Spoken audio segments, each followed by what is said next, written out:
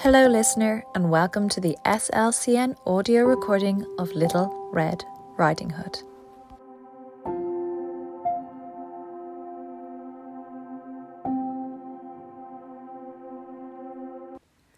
There was once a sweet little girl who lived with her father and mother in a pretty little cottage at the edge of the village. At the further end of the wood was another pretty cottage, and in it lived her grandmother. Everybody loved this little girl. Her grandmother perhaps loved her most of all and gave her lots of pretty things. Once, she gave her a red cloak with a hood, which she always wore, so people called her Little Red Riding Hood. One morning, Little Red Riding Hood's mother said, "Put on your things and go to see your grandmother. She has been ill. Take along this basket for her. I have put eggs, butter, and cake in it." It was a bright and sunny, beautiful morning. Red Riding Hood was so happy that at first she wanted to dance through the wood. All around her grew pretty wild flowers, which she loved so much, and she stopped to pick a bunch for her grandmother. Little Red Riding Hood wandered from her path and was stopping to pick a flower when from behind her a gruff voice said, "Good morning, Little Red Riding Hood."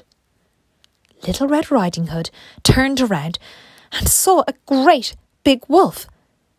But Little Red Riding Hood did not know what a wicked beast the wolf was, so she wasn't afraid. "What have you in that basket, Little Red Riding Hood?" "Oh, eggs and butter and cake, Mr. Wolf." "Where are you going with them, Little Red Riding Hood?" "Oh, I'm going to see my grandmother, who is ill, Mr. Wolf." "Where does your grandmother live, Little Red Riding Hood?"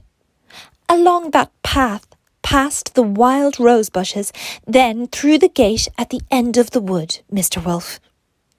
Then Mr. Wolf again said, "Good morning," and set off, and Little Red Riding Hood again went looking for more wild flowers. At last he reached the door covered with flowers and knocked at the door of the cottage. "Who is there?" called the grandmother. "Little Red Riding Hood," said the wicked wolf. "Press the latch, open the door and walk in," said the grandmother. The wolf pressed the latch and walked in where the grandmother lay in bed. He made one jump at her, but she jumped out of bed into a wardrobe. Then the wolf put on the cap which she had dropped and crept under the bedclothes. In a short while, Little Red Riding Hood knocked at the door and walked in, saying, "Good morning, grandmother. I have brought you eggs, butter and cake, and here is a bunch of flowers I gathered in the wood." As she came nearer the bed, she said, "Oh, what big ears you have, grandmother." "All the better to hear you with, my dear." "Oh, what big eyes you have, grandmother." "All the better to see you with, my dear." "Oh, grandmother, what a big nose you have." "All the better to smell you with, my dear." "Oh, grandmother, what a big mouth you have." "All the better to eat you up with, my dear," he said as he sprang at Little Red Riding Hood.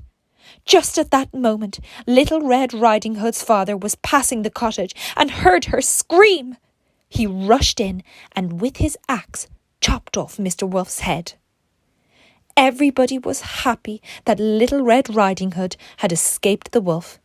Then Little Red Riding Hood's father carried her home, and they lived happily ever after.